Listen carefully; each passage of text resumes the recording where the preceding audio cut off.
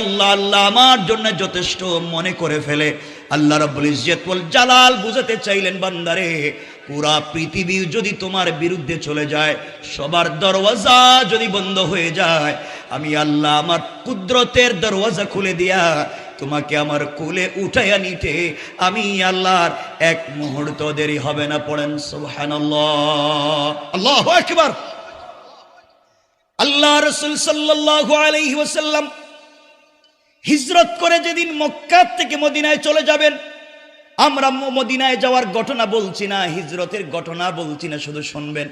রাসূল পাক সাল্লাল্লাহু আলাইহি ওয়াসাল্লাম গভীর রাত্রে উঠে গেলেন, জিবরিল আমিন উঠাইয়া দিলেন। রাসূল সাল্লাল্লাহু আলাইহি ওয়াসাল্লাম 2 রাকাত সালাতের জন্য ওযু করলেন, সালাত পড়লেন। জিবরিল আমিন বলছেন, ইয়া রাসূলুল্লাহ আপনাকে হিজরত করতে হবে ইয়াসরিবের দিকে, মদিনার দিকে, খেজুর বাগানের দিকে। আল্লাহ রাসূল হিজরতের জন্য তৈরি হয়ে গেলেন, ঘর থেকে বের হয়ে যাবেন। হঠাৎ করে শুনেন পুরা দুনিয়ার কাফেরেরা, জালেমেরা তার বাড়িকে ঘেরাও করে ফেলেছে, নেজানিয়া তীর নিয়ে, বল্লম নিয়ে। আল্লাহ রাসূল ঘর থেকে বের হলে মেরে ফেলবে, দুনিয়ার জমিনে জিন্দা রাখবে না। আল্লাহ রাসূল সাল্লাল্লাহু আলাইহি ওয়াসাল্লাম বুঝতে পারলেন কাফেরেরা ঘর থেকে বের হলে মেরে ফেলবে। আল্লাহকে ডাক দিয়া বলছেন, আল্লাহ তাআলা আপনি আমাকে বলেছেন ওই রাস্তা দিয়ে চলে যাও, মদিনায় চলে যাও, আপনি বলেছেন। আর চতুর্দিকে কাফেরেরা দাঁড়িয়ে আছে, ঘর থেকে বের হলেই তো ওরা মেরে ফেলবে, কেউ বাঁচিয়ে রাখতে পারবে না। আল্লাহ বলছেন, বন্ধুরে তুমি শুধুমাত্র এটা চিন্তা করো, হাসবি আল্লাহ, আল্লাহ আমার জন্য যথেষ্ট, কেউ কিছু করতে পারবে না। এই বিশ্বাস বুকে ধারণ করে কোরআন থেকে তেলাওয়াত করে ঘর থেকে বের হয়ে যাও।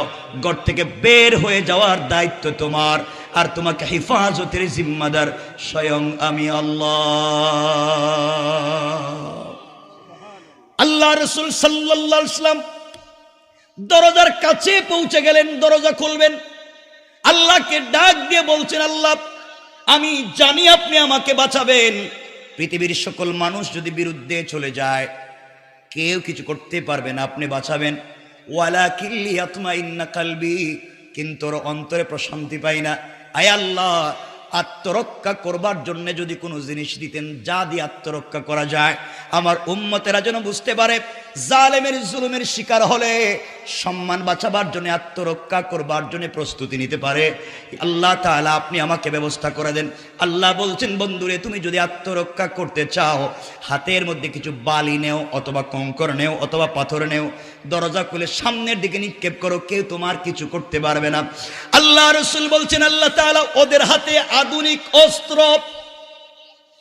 চতুর্দিকে দাঁড়িয়ে আছে, ঘর থেকে বের হলে মেরে ফেলবে। আর আপনি বলছেন